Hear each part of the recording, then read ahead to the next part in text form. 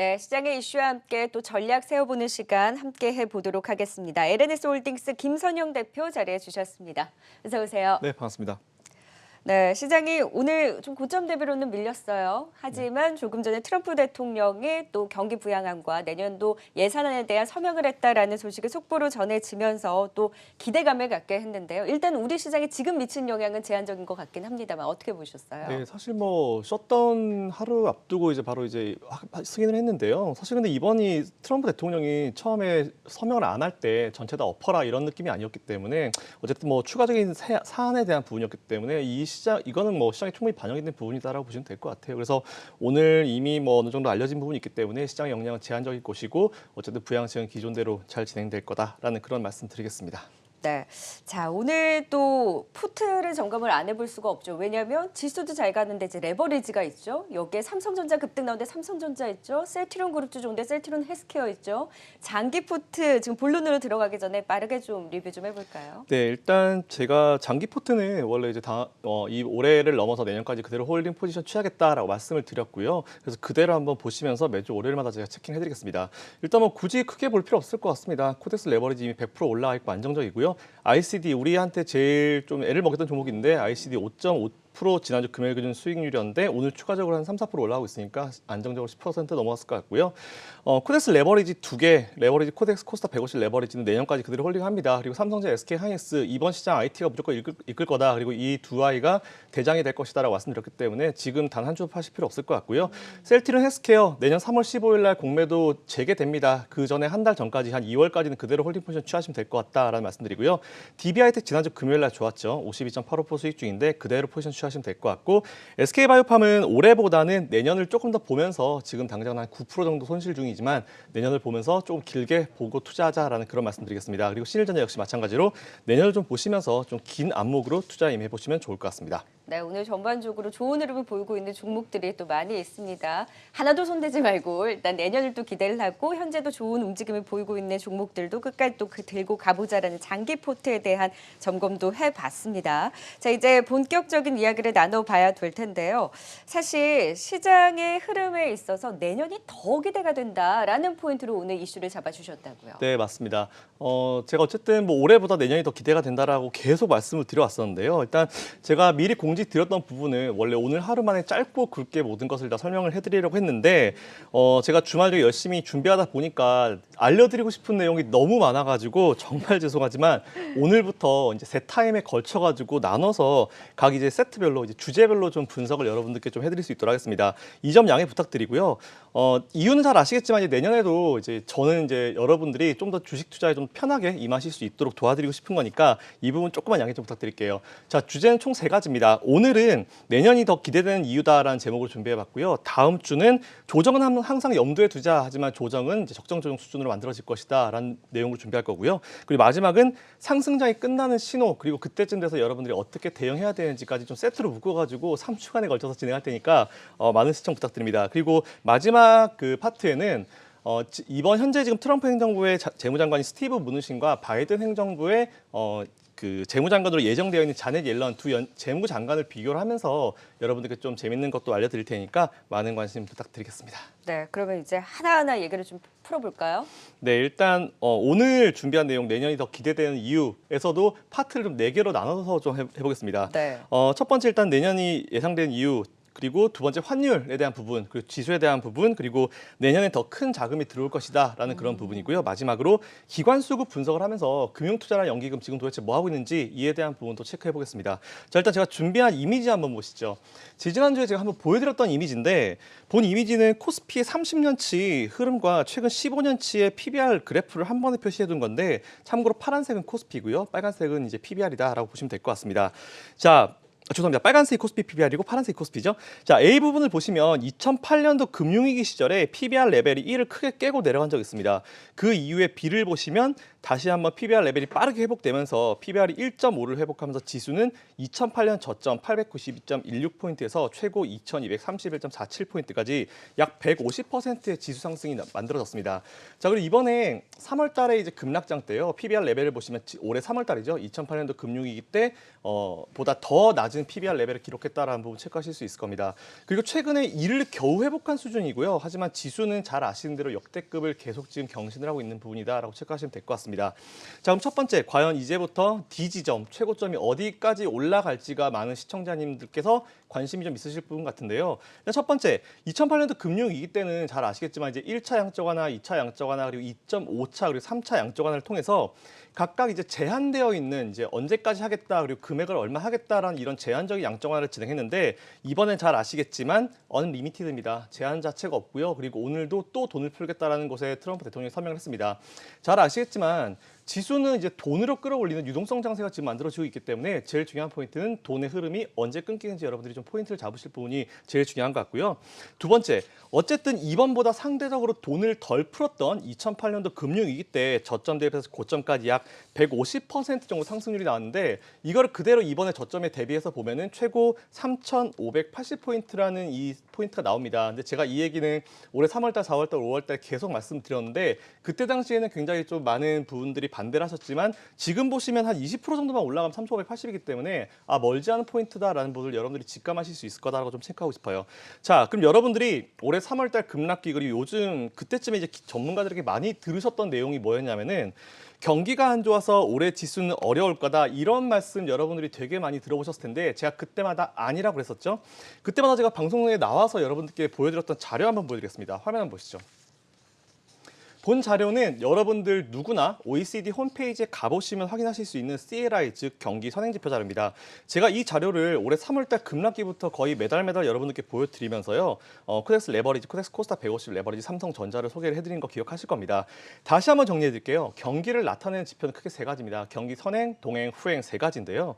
그중에 경기 선행 지표를 보고 우리가 앞으로 경기가 어떻게 될 것인가 보통 예측을 하게 되는데 하지만 여러분들 경기 선행 지표 중에 가장 유명한 것이 뭐냐면 는 바로 코스피 지수입니다. 그 말은 경기가 안 좋아서 코스피가 못 간다는 게 아니고요. 코스피 지수가 현재 좋은 상황이니까 앞으로 6개월에서 1년 사이에는 경기가 따라서 좋아지겠구나라는 부분이기 때문에 이 부분 좀 체크하시면 될 것 같습니다. 그리고 경기와 주식시장을 어떻게 연결해야 되는지 여러분들께 좀 제가 구체적으로 설명을 드리면은 주식시장이 좋을 때만 경기가 좋으면요. 부스팅 효과가 나옵니다. 주식시장이 좋은 데다가 이제 더 날개를 달아주는 효과다라고 보시면 될 것 같고요. 경기가 주가 아니라 주식시장이 주가 돼 있는 부분이라 체크하시면 될 것 같고 경기는 그 주가의 부스팅 정도, 경기 부스팅 효과 정도다라고 체크하시면 될 것 같습니다. 하지만 경기가 안 좋다고 주식시장이 못 간다라고 하는 부분, 이거는 아니라는 부분 여러분들이 아마 직접 몸으로 경험하고 계실 거니까 잘 알고 있으실 거라 보고 있습니다. 네. 결국에는 돈을 많이 풀었고 경기 개선에 대한 기대감으로 하나의 포인트로 내년장에 대한 기대감을 표현을 해주셨고 또 한쪽에서 이제 환율을 들어주셨는데 달러 약세, 신흥국 이제 이런 통화의 강세를 또 포인트로 봐주신 걸까요? 네, 맞습니다. 일단 환율 얘기는 제가 지난번에 한번 통으로 다뤄드린 적이 있는데요. 이게 한번 들어가면 정말 어렵기 때문에 제가 또 핵심만 간단하게 좀 설명드리겠습니다.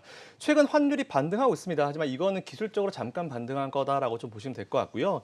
어차피 환율은 상대적 가치입니다. 그렇기 때문에 미국에 보시면 여러분들 내년에 새 정부가 들어서게 되죠. 잘 아시는 대로 미국은 항상 약달러, 아니 미국뿐만 아니고 모든 나라는 약달러를 원합니다. 왜냐하면 이제 본국의 수출을 위하기 때문이다라고 좀 체크하시면 될 것 같고요. 새 정부가 들어서니까 당연히 초반에는 모든 게 자국 위주 정책이 진행될 거고 진행이 될 겁니다. 따라서 우선 첫 번째 정치적으로 미국은 내년에도 약달러 기조를 이어갈 것이다라는 부분 체크하시면 될 것 같고요. 그리고 두 번째 경제학의 가장 기본적인 원리죠. 이론이죠. 수요 공급 이론에 따라서 현재 미국을 포함한 전 세계가 정말 많은 돈을 풀었습니다. 미국 오늘도 또 수천조 원의 돈을 풀고 있는데 상식적으로 이렇게 많은 돈이 풀어지게 되면 당연히 달러는 많아지게 될 겁니다. 그렇기 때문에 달러의 가치는 당연히 하락하게 될 것이고요. 그러면 어쨌든 상대적으로 우리나라는 미국보다 돈을 많이 풀지 않았기 때문에 상대적 가치에 따라서 원화 강세는 이어질 수밖에 없는 구조다라는 부분 체크하시면 될 것 같습니다. 그리고 세 번째, 그럼 외환당국 도대체 뭐하냐? 우리나라 외환당국 바보도 아닌데 가만히 있지 않을 거다라고 말씀하시는 분들께 말씀드리면은 여러 가지 멘트는 날릴 수 있습니다. 하지만 직접 나설 수 있는 상황은 절대 아니다라는 부분 체크하시면 될 것 같습니다. 왜냐하면 우리나라는 환율 관찰 대상국에 있죠. 그렇기 때문에 절대로 지금은 우리나라가 가끔 서비스 멘트는 날릴 수 있으나 환율을 건드리기는 어렵다라는 부분까지 체크해 주시면 될 것 같습니다. 따라서 당분간 약달러 그리고 원화 강세 기조는 이어질 것이다라고 좀 보고 있고요. 그렇기 때문에 외국인들은 당연히 환차익을 원하기 때문에 우리나라 쪽 주식 안 들어올 수가 없습니다. 분명히 이제 투자를 늘려갈 수밖에 없는 그런 기계적인 상황이고요. 따라서 중간중간 차익 실현은 나오겠지만 외국인들 매수는 당분간 이어질 것이며 내년에는 외국인들과 개인이 서로 티키타카 하면서 계속 이제 지수를 끌어올릴 것이다라는 부분 체크해 주시면 좋을 것 같습니다. 그러니까 돈을 풀어서 유동성은 많고 경기 회복에 대한 기대감을 가져가는데 여기에 이제 단기적으로 좀 반등이 나올 수는 있겠지만 기조적으로는 달러 약세 흐름이라고 한다면 내년에 우리 시장에 더 큰 자금이 유입될 수 있겠다라고 해석을 할 수 있겠네요. 네, 맞습니다. 게다가 또 3월 달에 공매도 재개까지 되니까 네. 공매도 재개되면 외국인들은 다양한 전략을 쓸 수 있기 때문에 공매도가 사실 좀 걱정이었거든요. 네, 그래서 저 참 올해 공매도 이거 연장해야 된다고 참 올해 초에 진짜 노력을 많이 했는데 다행히 좀 연기는 되긴 됐는데요. 보니까 제가 이것도 사실 내용을 준비를 하고 있는 부분인데 공매도를 재개하는 게 중요한 게 아니고 공매도 재개할 때 개인 투자 보호해야죠. 정부 차원에서 보호해야 되기 때문에 지금 다양한 안들을 제시하고 있는데 저도 이걸 좀 보면서 여러분들과 같이 한번 네. 나눠볼 수 있는 그런 순서 마련하겠습니다. 네, 그런 부분과 맞물려서 하지만 더 큰 자금에 대한 수급적인 흐름에 대해서는 그래도 긍정적으로 봐주신 거죠. 네, 맞습니다. 일단 제가 좀 앞에서 말씀드린 대로 외국인 자금은 내년에 당연히 더 강하게 들어올 것이다라고 좀 보고 있는 상황이고요. 근데 올해 제가 분석해 보니까 개인 자금이 순수 거의 100조 정도가 이제 유입된 것으로 보고 있습니다. 지난 3월 급락기 그리고 이번 8월 달 보니까 각각 3월 달에 11조 그리고 8월 달에 12조 원이라는 금액이 유입이 되었는데요.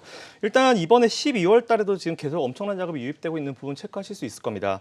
근데 아마 올해부터 주식 투자 시작하신 분들 우리가 보통 이제 편하게 얘기하고 주린이라고 많이 표현을 하는데 뭔가 자신감을 가지실 수 있었던 한 해였던 것 같습니다. 뭐 보니까 삼성전자 많이 매수하셨고 수익률도 한 40몇 프로 정도 나오셨다 이렇게 생각하실 수 있을 것 같은데 매번 상승장이 있어왔던 개인들 투자자들의 패턴이 이번에도 또 그대로 이어지고 있는 부분 좀 말씀드리고 싶어요.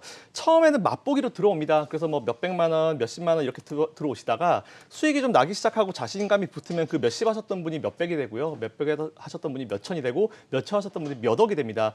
그렇기 때문에 이게 어느 순간 지수가 역사적 고점으로 이제 돌파하게 되면은 현재 뭐 취업도 어렵고 부동산 쪽도 막혀 있으니까 재산 증식은 주식밖에 없다 이런 생각을 많이 하시게 되면서 자금이 더 커지게 됩니다. 그래서 제가 여기서 살짝 여러분들께 경각심을 좀 심어드리고 싶은 게 항상 말씀드린 부분 스스로 공부를 좀 하셔야 됩니다. 그리고 공부하시면서 투자하실 때 1차적으로 가장 중요한 게 뭐냐? 바로 포트폴리오 투자, 절대 몰빵 금지. 뭐 잘 모르시겠다 하신 분들은 여러분이 현재 투자하시는 투자금을 딱 10등분 하십시오. 그래서 10등분에서 10% 비중씩 투자하시면은 그래도 최대한 안정적으로 하실 수 있을 거다. 그런 말씀 좀 드리고 싶고요.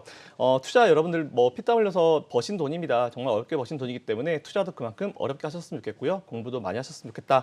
그런 말씀 드리고 뭐 제가 매주 나와서 가끔 여러분들 듣기 싫은 소리도 많이 할 겁니다. 3월 달부터 꿋꿋하게 제 의견을 드려왔기 때문에 앞으로도 그렇게 하겠다라는 말씀 마지막으로 드리겠습니다. 네, 오를 때마다 기관이 항상 좀 팔았잖아요. 기관 수급을 좀 짧게 한마디로 정리를 해주시면 어떻게 보세요? 네, 기관은 뭐 항상 제가 말씀드린 대로 지금 돈이 없습니다. 뭐 펀드 설정이 잠깐 늘고 있지만 계속 이제 줄어드는 추세다라고 좀 체크하시면 될 것 같고요. 자, 제가 준비한 화면 한번 보시죠.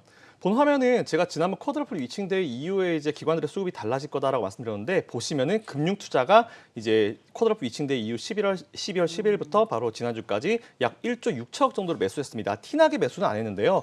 어쨌든 지금 우리 개인 투자자들이 펀드를 가입하지 않는 이상 발권력이 없는 기관들은요 계속 지수 랠리를 이끌 수 없습니다. 그리고 연기금 제가 준비한 자료 한번 보시죠.